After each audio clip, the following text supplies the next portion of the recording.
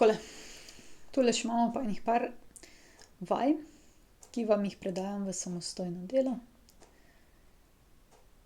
Mogoče samo par opomb, ko jih boste reševali. Zdaj, kar se tiče nariši parabolo, to mislim, da smo zdaj že dosti vadili, da bi mogli znati. Tale morate paziti. A, B in C, ne. A bo tukaj zdaj -1, zato ker je tisto številka, ki je pred x kvadratom, za mešanje. To je takšen trik, ne, ko ga lahko dobite tudi kje na kakšnem testu ali maturi. Ko iščete najmanjšo vrednost, iščete teme. Ko iščete največjo vrednost, iščete teme. Tako, no, potem pa poskusite še tele, zapiši kvadratno funkcijo, katere graf ima teme v točki T in poteka skozi točko A. In pa tale 12. In pa 13. Tele ne bomo rešili skupaj, zato se potrudite, da jih probate sami razumeti, boste vprašali pri uri, če slučajno ne bo šlo.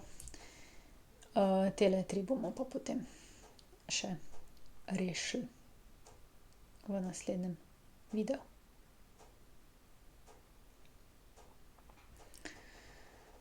Tako, zapiši kvadratno funkcijo, katere graf ima teme v točki T in poteka skozi točko A.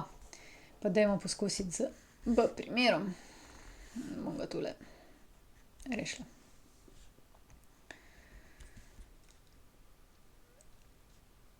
Najprej poglejmo.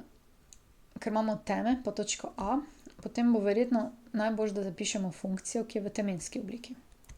F od x je a krat x minus p na kvadrat plus q. To je temenska oblika. In zdaj, katere podatke dobimo iz teh dveh točk? Zdaj, če je teme -1, -4, potem vemo, da bo p enako -1, q bo enako -4. Kaj nam pa točka A25 pove? Točka A25 nam pa pove tole. F vrednost funkcije f v dvojki nam da vrednost 5. No, pa zdaj poskusimo tole in tole upoštevati v našem primeru. Najprej, kako bi f od 2 napisali? Ja, namesto vsakega x-a v funkciji bi vstavili noter 2. Se pravi, a kratek oklepaj 2 minus p zaklepaj na kvadrat plus q.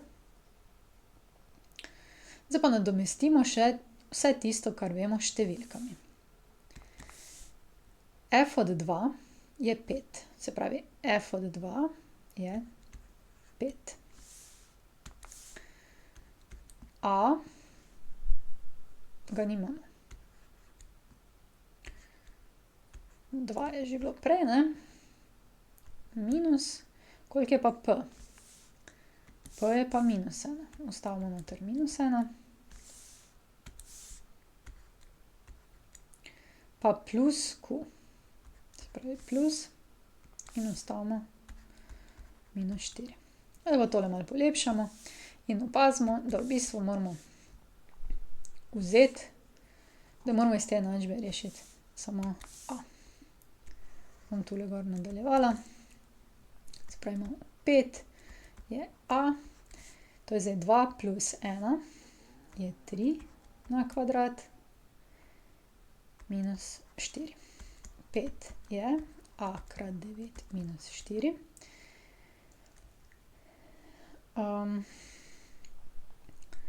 Lahko rečemo, da je to 5 je 9a minus 4, imamo verjetno lažje rešiti enačbo. Pa dajmo a na to stran, se pravi minus 9a je minus 4 minus 5, minus 9a je minus 9. Deljeno z minus 9 na obeh straneh enačbe in dobimo a je minus 1. In zato lahko zdaj tole enačbo zapišemo. In sicer kako? Pazite, da boste zdaj f od x pa x pisali z x-om, ne? Namesto a damo -1 krat oklepaj x plus 1, pa je -1, minus plus, plus kvadrat pa -4. Se pravi, to je to. Zdaj, vse ostale pa po podobnem principu naprej. Seka ordinatno os pri -9. Če seka y os, to pomeni x je nič, in -9. Se pravi, točka A bi tu bila ordinatna os, to pomeni x je nič pa -9. Seka abscisno os, to pa pomeni, da mora imeti y nič. Ne vem, točka B je pa, se pravi, y mora biti nič, pa pri 5 seka. Tako, ne. Kvadratno funkcijo z danim vodilnim koeficientom in ničlami, tu pa je praktično veliko lažje, ne. F od x je pač a krat x minus x1, x minus x2 in namesto vsega že lahko vstavimo in namesto a-ja in namesto x1 in namesto x2 in dobimo obliko, ničelno obliko. Tako, to je še zadnja taka zadeva pred kvadratno funkcijo.